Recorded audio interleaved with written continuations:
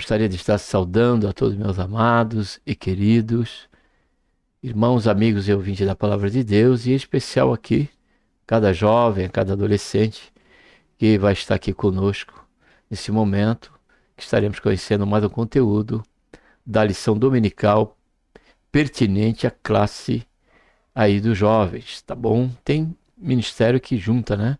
No meu caso lá, ministério de momento, por conta do número, né?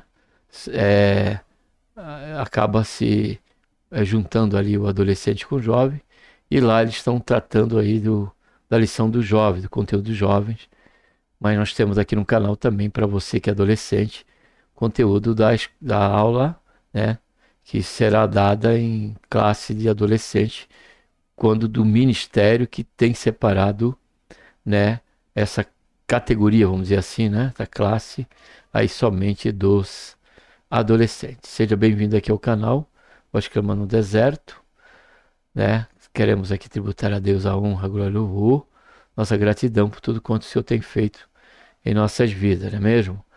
E você que está chegando aqui pela primeira vez, querendo, você pode estar se cadastrando e também acionando o sininho para que a cada programação aqui você venha a ser notificado e você, a partir daí, pode vir a ter a liberdade, né?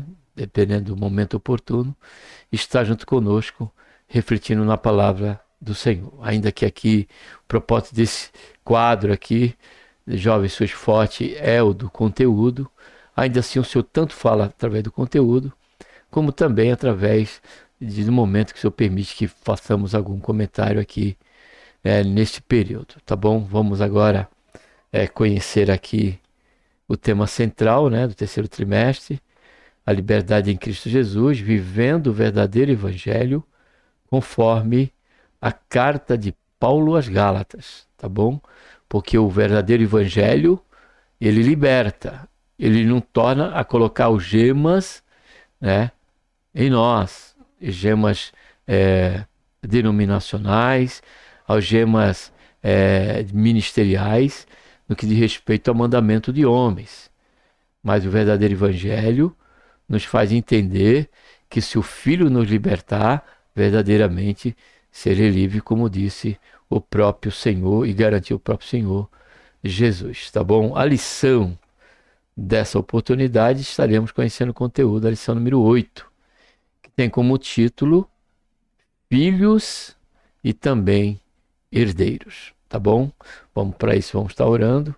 Pai, em nome do Senhor Jesus, nos colocamos, Senhor, na tua santa e gloriosa presença, pedimos perdão, Senhor, nossos pecados. Queremos, Pai, te agradecer por este momento. Ó Pai, quero te agradecer primeiramente por esta tão grande salvação, pelo nosso nome está escrito no livro da vida, pela esperança que temos, Senhor Jesus, de que a qualquer momento, Senhor, está vindo buscar cada um de nós, o teu povo, Senhor, a tua igreja. Queremos também, ó Pai, te agradecer por mais essa oportunidade, pedir a tua bênção durante todo esse período. E também, como é de nosso costume aqui, também está pedindo, Senhor, a tua bênção sobre a vida de cada jovem, de cada adolescente, que nunca falte, mas que, pelo contrário, venha abundar sempre o desejo, Senhor, da importância à meditação da tua palavra, a importância da reflexão da tua palavra, a importância, Pai, não só de estar aqui conosco, mas de que no próximo domingo eles possam estar em classe de aula, juntamente com os seus ali irmãos, né, jovens, adolescentes, e poder ali receber um pouco mais, né, do Senhor, por certo, pela iluminação que o Senhor venha dar, tanto na individualidade como na coletividade, a caráter dos comentários, né, do ensino que o irmão ou a irmã que ele tiver é, com essa responsabilidade venha passar isso diante desse conteúdo para a classe ali de aula, tá bom, Pai? Abençoa, Senhor, este momento, abençoa cada um desses irmãos, abençoa todos quantos estão escalados nesse próximo domingo em cada classe dominical. Essa é a nossa oração, Pai, nossa intercessão também e a nossa gratidão por tudo, em nome do Senhor Jesus. Amém. Deixa eu só abrir aqui o.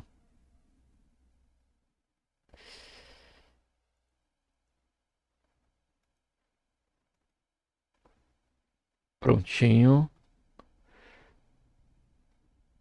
Deixa eu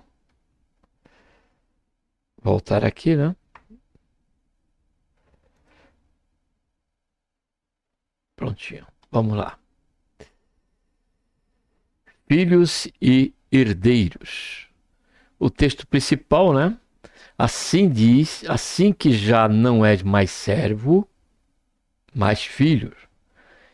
E se és filho, és também herdeiro de Deus por Cristo Jesus. Gálatas 4:7.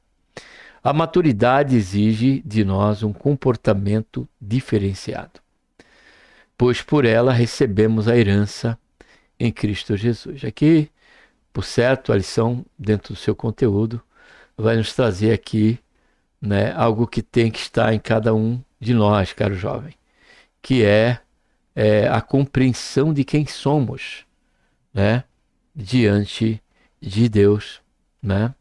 Precisamos ter essa compreensão. Não somos apenas um membro de um ministério, de uma igreja local, de maneira alguma.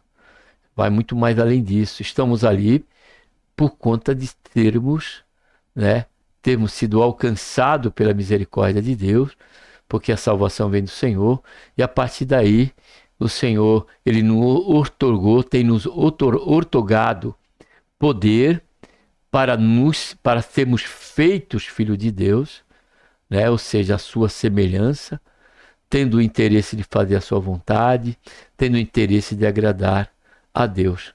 Porém, a Bíblia vai um pouquinho mais além. Como filhos também somos herdeiros, né?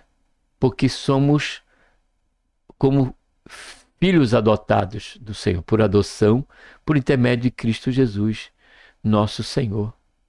Ou seja, tudo que pertence ao Filho de Deus, ao Senhor Jesus, Ele quer que nós venhamos ser participantes também dessas bênçãos e dessa herança. E isso tem que nos levar à consciência, caro jovem, de um compromisso diante de Deus, de um comprometimento frente ao nosso testemunho como cristão. Do nosso testemunho, olha só, vai muito mais além ainda, digo. Não só como cristão, mas muito mais do que isso. Como filhos de Deus.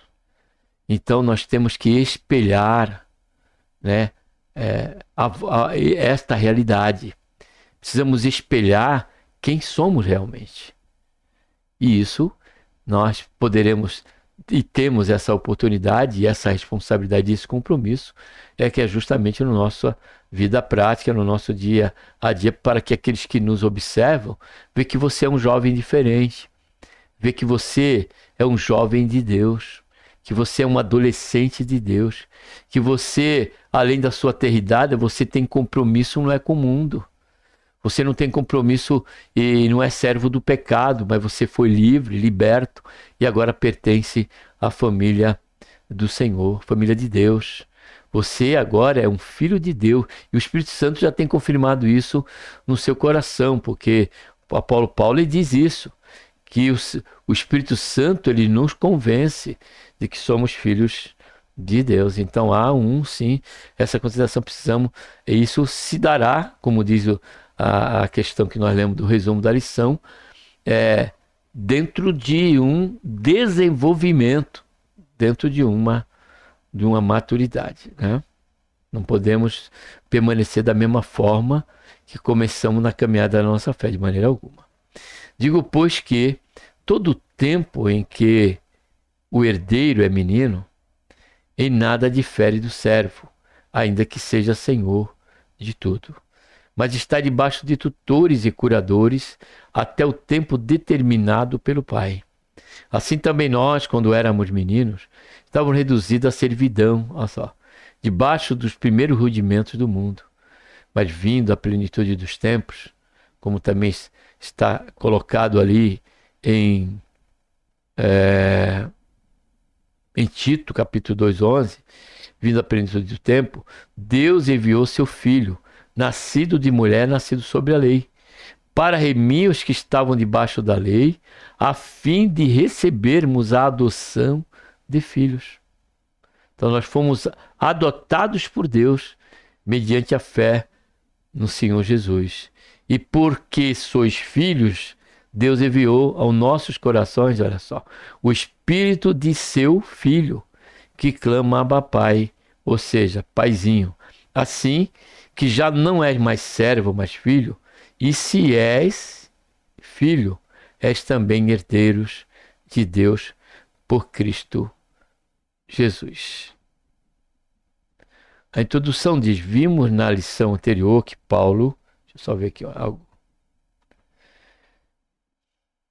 Vimos na lição anterior que Paulo tratou a respeito da descendência de Abraão. Todos os que creem em Jesus pela fé, quer sejam judeus, quer sejam gentios, nesta lição trataremos a respeito da maturidade.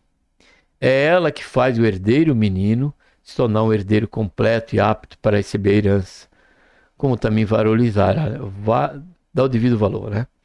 Ao se colocarem debaixo da lei, os Gálatas estavam não somente se colocando num caminho de retrocesso para com o Evangelho. Essa verdade é tratada também na carta dos Hebreus, né? Que os irmãos ali, dispersos, estavam voltando aos rituais antigos, né, cerimoniais, quando isso já foi, né, já chegou o seu tempo, quando da plenitude do tempo e da vinda do Senhor Jesus Cristo. Pois tudo que diz respeito à dispensação da lei, ela apontava para o Senhor Jesus. Tanto a lei, os ritos cerimoniais, né, a questão do sacrifício, todos eles, né, apontavam para o Senhor Jesus e para a sua vinda. Vindo o Senhor Jesus, logo essa questão ela passou a ser anulada, né, extinta, né? Ao se colocar debaixo da lei, mas estavam igualmente renunciando à sua maturidade e à sua herança em Cristo Jesus. Herdeiros, mas como se não fosse ainda. Herdeiro, mas como escravo. Paulo começa a dizer que todo o tempo em que o herdeiro é menino, em nada difere do servo, ainda que seja senhor de tudo. Nesse tempo podemos ver a importância da maioridade. Ainda que uma criança fosse considerada herdeira, não é diferente de um escravo enquanto não atinge a maioridade. À medida que a criança vai crescendo e se desenvolvendo, ela vai se tornando menos dependente do aio, ou seja, daquele que o conduz e que exerce sobre ela uma tutela, uma guarda. A criança não é uma escrava, mas é considerada como se fosse em relação à herança até que atinja a maturidade. Paulo comenta que o herdeiro, enquanto menino, por mais que seja dono de tudo, não tem acesso à herança e não possui diferença de um escravo. Falta a ele a maturidade que só o tempo poderá trazer. Um comentarista diz que aquela criança era chamada de jovem senhor, sendo senhor, porque um dia, na maioridade, poderia usufruir dos bens e direitos que lhe seriam entregues, e jovem para não se esquecer que sua hora não havia chegado e se colocar no seu lugar. Mas a hora da sua maturidade chegaria. Ele poderia usufruir dos seus bens e títulos. A função da lei era conduzir as pessoas a Cristo, da mesma forma que o aio conduzia a criança até a escola e se responsabilizava pela sua educação. Ou seja, Paulo ele trata a lei como aquele que estava apenas ali nos guardando e nos conduzindo, né, até a chegada de Cristo. Porque a própria lei ela só poderia fazer isso, mostrando a total dependência que nós tínhamos e necessidade de um Salvador, daquele que nos viria e representaria de maneira honrosa, de maneira perfeita. Isso se deu pela vinda, né, pelo cumprimento da lei, através da vida, né, no dia a dia do Senhor Jesus, como também da consumação deste alvo, né, quando do sacrifício vicário na cruz do Calvário. na plenitude dos tempos. O momento da história humana em que Deus interveio para transformar uma promessa em um fato consumado é chamado de plenitude dos tempos. Observe que a Bíblia nos fala de vários tempos, né? A Bíblia e estudiosos tratam essa questão, caro jovem, pelo termo dispensação. Então nós vemos dispensação da inocência quando ali Adão e Eva antes de pecar. Depois que Adão e Eva pecou, nós entramos na dispensação, né, ali do governo, né, onde o próprio homem teria responsabilidade ali, né, e depois desta dispensação veio a dispensação da lei. A dispensação da lei através de Moisés. Porém, quando o Senhor Jesus veio na plenitude dos tempos, nós entramos, né, ou estamos, melhor dizendo, sobre a dispensação da graça. Depois vai vir a dispensação, né, dos finais do tempo, onde vai haver lá a questão do milênio do Senhor Jesus. E por último, estaremos entrando sobre a dispensação da eternidade, do tempo eterno, né? Onde estaremos com o Senhor para todo o sempre. Nesse período específico, Deus enviou a Jesus e o apóstolo ainda reforça: nascido de mulher, nascido sob a lei. Essas duas colocações têm importância, pois mostram não somente a humanidade de Jesus, mas igualmente o fato de que, por ter nascido sob a lei e tê-la cumprido até a morte, seu sacrifício foi único e perfeito, colocando a salvação disponível a todos que creem, independente da sua cultura e de origem. Foi o que nós comentamos agora, né?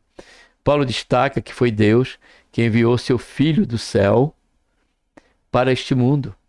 Essa vinda fazia parte da promessa dada a Abraão, de que nele toda a família seria bendita. Mas muito antes ainda, também, deixa eu abrir para você, desculpa, mas também, muito antes, Deus já tinha falado ali, diante da queda, que haveria de nascer que da semente da mulher, olha só, que esmagaria a cabeça da serpente. Então Jesus veio, né, sobre a lei, veio de uma mulher, né, do ventre de uma mulher.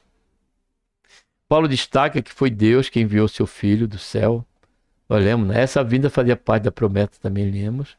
As bênçãos de Deus não estaria restrita aos descendentes de Abraão, que aguardavam a lei. Essa bênção seria dada pela fé aos que crescem no sacrifício do Senhor Jesus. Fato este que o Senhor, se dirigindo a Abraão, disse: da tua semente, no singular, serão benditas todas as famílias da terra, já apontando aí para uma questão global e universal. Terceiro subponto diz, deixa eu ver aqui, herdeiro como se não fosse ainda, diz aqui, remir os que estavam debaixo da lei. A vinda do Senhor Jesus foi para remir os que estavam debaixo da lei. Remir é comprar novamente. Paulo aqui nos mostra que as ações de Deus sempre têm um propósito. Nessa remissão, Jesus pagou a nossa dívida e com seu sangue nos comprou para Deus. Apocalipse 5:9. Certo estudiosos comentou que os judeus dos tempos de Jesus, de forma geral, consideravam a lei como um capataz cujas ordens precisavam ser obedecidas por temor à penalidade decorrente da infração.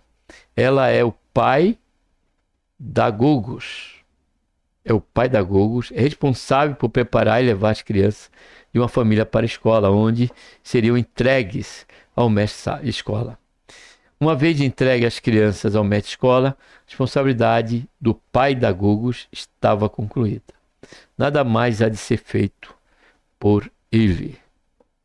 Então não poderia estar querendo buscar viver ainda sob o ditame da lei do Antigo Testamento no que diz respeito aos princípios ali cerimoniais, né?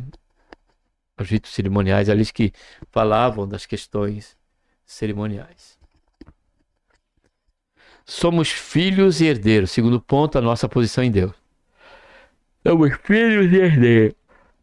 Antes, os Gálatas serviam aos ídolos, pois não conheciam a Deus. Mas agora, Eles haviam sido salvos e não foram deixados à própria sorte.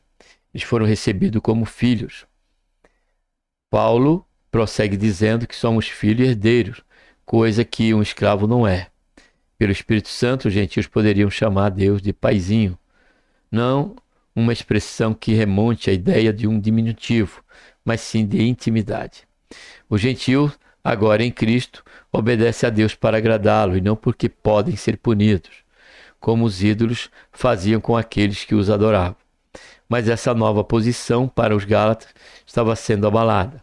Como tornais outra vez a esses rudimentos fracos e pobres, os quais de novo quereis servir?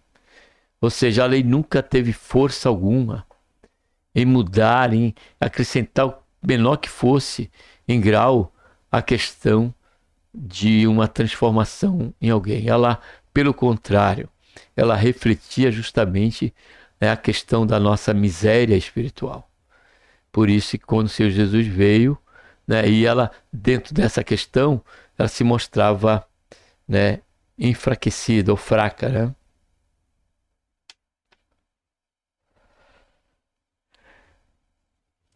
Guardai dias e meses e tempos e anos, falando aí da questão de Israel também, da questão cerimoniais de antigamente. Guardando preceitos e regras, eles eram filhos e herdeiros de Deus pela fé, mas observando a lei de Moisés, estavam como que voltando à época que serviam a ídolos. Mas que isso, eles passaram a se preocupar com a guarda das festas hebraicas, o dia santo, uma regra para que a cultura judaica fosse prolongada entre os gentios. Eles aprenderam com os judaizantes a guardar rituais que se iniciavam com datas importantes do judaísmo.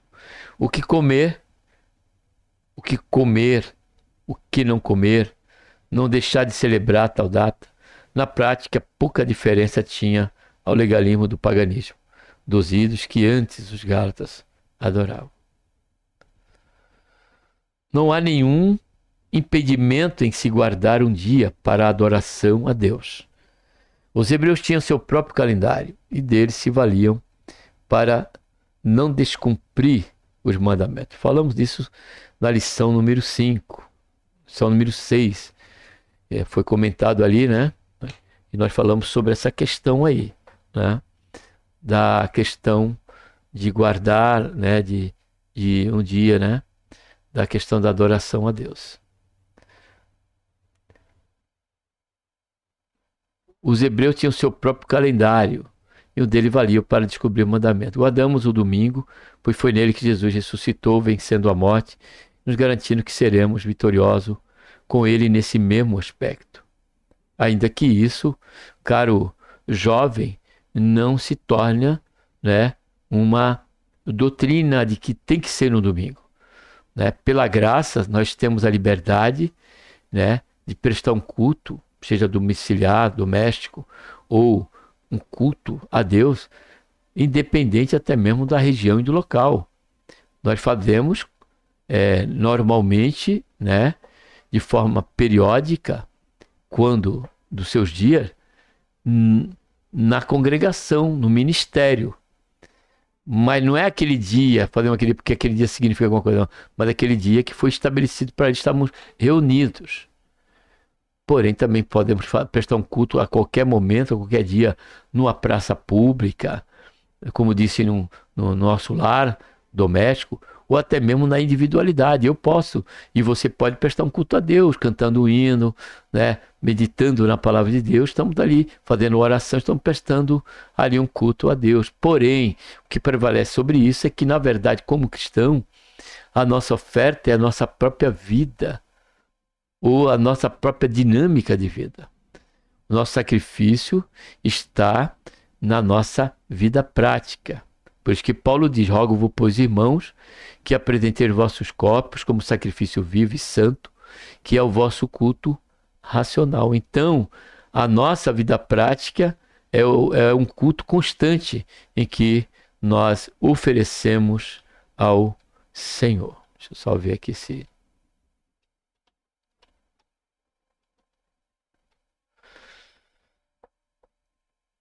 Mas a guarda das datas e dia como um misticismo não é o que Deus tem para nós. Há algum problema em seguir regras? De forma alguma, as regras nos ajudam a saber como nos portar em diferentes contextos e trazem organização. No trabalho, nos estudos, regras como cumprir horários, estar fazendo a sua atividade no departamento onde se trabalha ou a sala onde a aula vai acontecer ajudam uma organização e um bom relacionamento. Mas quando o cumprimento de regra se torna o referencial de espiritualidade, tal ideia não é correta, como no caso dos Gálatas. Então é bom guardar isso aqui, caro jovem, a expressão do último parágrafo, mas quando quanto ao cumprimento de regra, quando o cumprimento de regras se torna um referencial de espiritualidade, tal ideia não é correta, como no caso dos Gálatas. Ou seja, nós estarmos no culto, nós não faltarmos a uma reunião em que ali nos encontramos para o louvor, para o fortalecimento e o exercício da coigonia, isso não se tem como uma prova real, total, plena de espiritualidade, de uma vida de espiritualidade e comunhão com Deus. Nós vemos esse reflexo. Nós vamos ler para poder ganhar tempo. Você pode estar lendo, caro jovem. Você vai encontrar ali tanto no primeiro capítulo de Isaías, de 1 a 18 e 19, como também Jeremias, capítulo 7, onde os judeus iam até o templo israelita, né? Eles eram até religiosos com respeito a isso, né? De estar ali para prestar um culto, porém as suas vidas fora dali estavam totalmente, né, fora do agrado de Deus. E Deus enviou o profeta justamente para cobrar, né, essa conversão, esse arrependimento deles e o abandono das obras más, para que o seu culto ele fosse aceito. Louvado seja, engrandecido seja o nome santo do Senhor. Terceiro subponto, fraqueza de Paulo quando esteve com os Gálatas. Paulo relembra seus leitores que esteve com eles em fraqueza, uma forma de dizer que estava acometido de uma enfermidade. E por que ele faz isso? Diferente de pessoas que ensinam ensinam que quem serve a Deus não pode ficar doente, ou se está é porque cometeu algum pecado ou porque não há fé. Paulo nos permite entender, deixa eu ver se está para vocês aqui, tá? Paulo nos permite entender que se estejamos sujeitos às mazelas deste corpo de humilhação.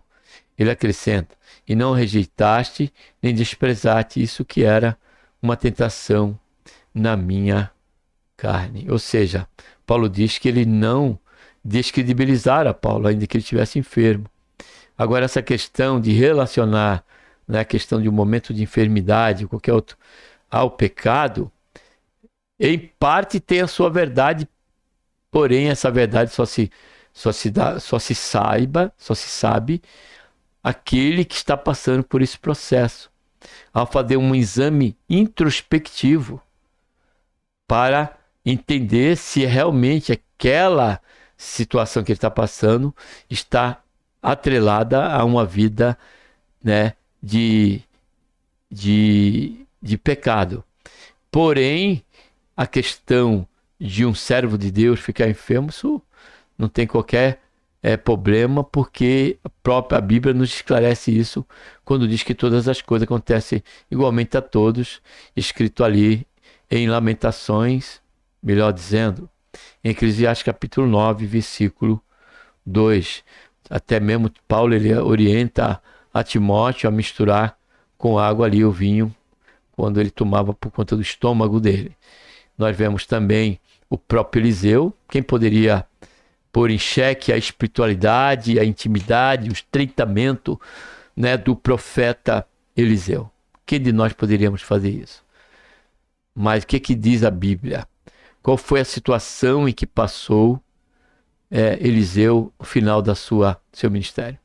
Ele partiu desta vida, no momento ali da sua existência e do seu exercício ministerial como profeta, pelo caminho da enfermidade.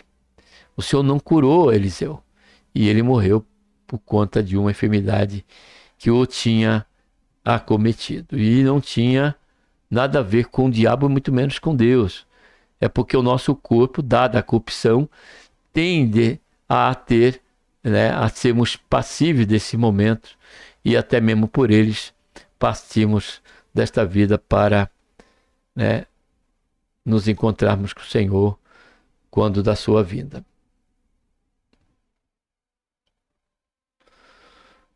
Os Gálatas tinham um coração aparentemente disposto à generosidade, à misericórdia, tanto que, se possível for, arrancareis os olhos e mudareis. A receptividade do Gálatas foi relembrada para mostrar que Paulo não lhes era um oponente. Ele tinha gratidão pelos Gálatas. A graça de Deus pregada pelo apóstolo foi suficiente, não só para alcançar seus ouvintes, mas igualmente poderosa para que ele recebesse a Paulo como mensageiro de Deus, mesmo quando estava adoecido. O que nós comentamos antes. Os judaizantes estavam se aproveitando dessa boa vontade dos Gálatas para semear entre eles a desobediência. Terceiro ponto, maturidade e responsabilidade. Inimigo fala a verdade? É possível que os judaizantes estivessem ensinando que Paulo era o inimigo dos Gálatas por falar daquela forma com eles.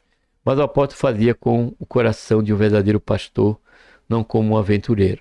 Ele falava a verdade em amor. O questionamento do Paulo sobre sua forma de falar com o leitor deixa claro a diferença entre ser um bajulador e ser um mestre, que se preocupa não com o que pode receber, mas com o que pode entregar. Por isso que Paulo lhe disse, certa feita, né? Foi até aos Coríntios, que ele se gastava e se deixava gastar até que Cristo fosse gerado neles, né? O zelo inconveniente. Nem toda demonstração de zelo é do Espírito.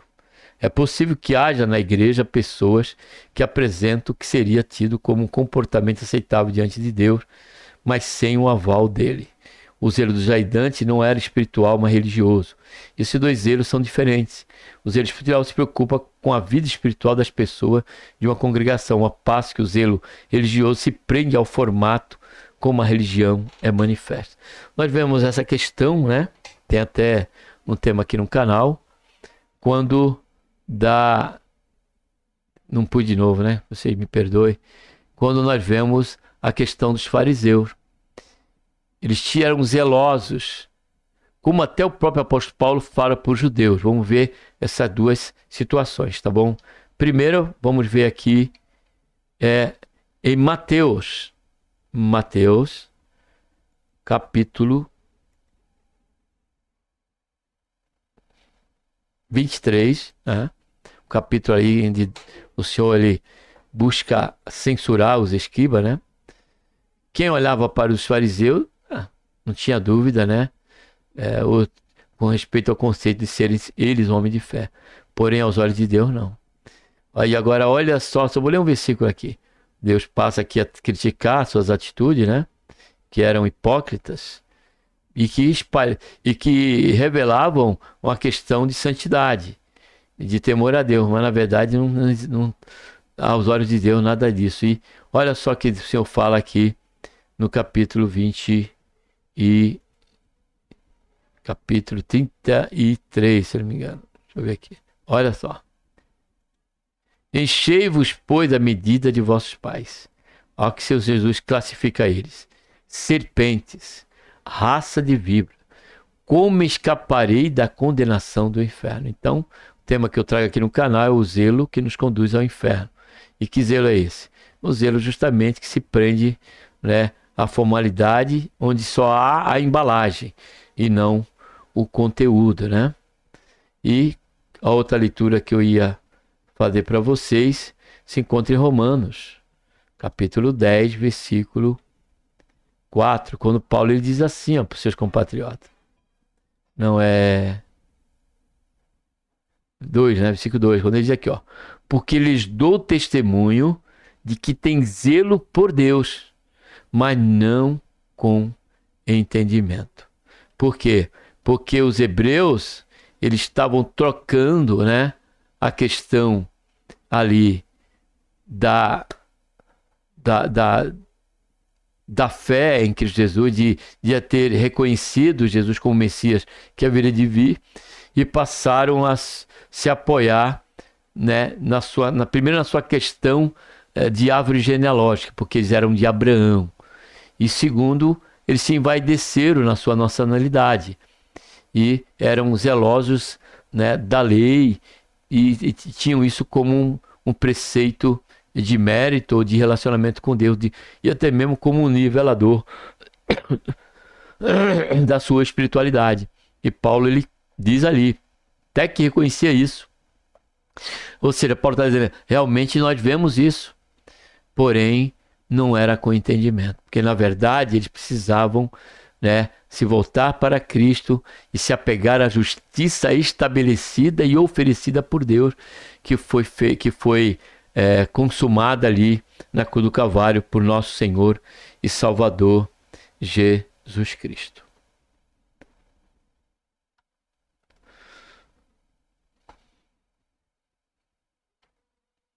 E eles queriam aumentar a sua influência entre os Gálatas, demonstrando um zelo religioso. Isso era contrário ao Evangelho. Eles têm zelo por vós, não como convém, mas quer excluí-vos para que vós tenhais zelo por eles. O zelo dos aidantes era inconveniente. Paulo era contrário ao zelo espiritual? De forma alguma. Ele diz, é bom ser zeloso, mas sempre do bem, não somente quando estamos presentes conosco. Estou presente convosco. Ele não estava ali com os Gálatas, mas demonstrava mesmo à distância o zelo espiritual que marcava o seu ministério. Por último, terceiro subponto, a maioridade exige responsabilidade. Crescer implica ter responsabilidade. Uma pessoa que atinge a maioridade tem obrigações das quais não se pode se esquivar. É possível que uma pessoa tenha direito à herança, mas não possa possuí-la devido à idade. Os Gálatas já tinham conhecido o Senhor Jesus e com o Senhor a maturidade. Agora estavam se colocando como criança, sendo guiados pela lei, considerados sem acesso à herança. A maturidade tem por preceito a diferenciação da infantilidade. Paulo diz, né, que quando nós éramos meninos, nós agíamos como meninos. Né? Isso é algo, né, real, categórico. Mas ele diz agora, né, falando a questão da maturidade espiritual. Mas agora, como homens, precisamos agir como convém, já que somos adultos. A maturidade tem por preceito a diferenciação da infantilidade. Um adulto não pode agir como criança, é isso que Paulo estava falando. E como Hebreus também fala ali em 14:5. Capítulo 5 de Hebreus, versículo 14. Como se precisasse passar por todo o processo de crescimento e amadurecimento. Hebreus também fala sobre isso. De um adulto se espera diversas características, como inteligência, experiência, responsabilidade por seus atos, seriedade e conhecimento. Não esperamos isso de uma criança que ainda está em desenvolvimento e não possui essas competências. Nós vemos essa realidade na vida do próprio pastor Timóteo, em que, escrevendo a ele, Paulo ele disse que ninguém viesse a desprezar a mocidade do pastor Timóteo, do jovem pastor Timóteo. Por quê?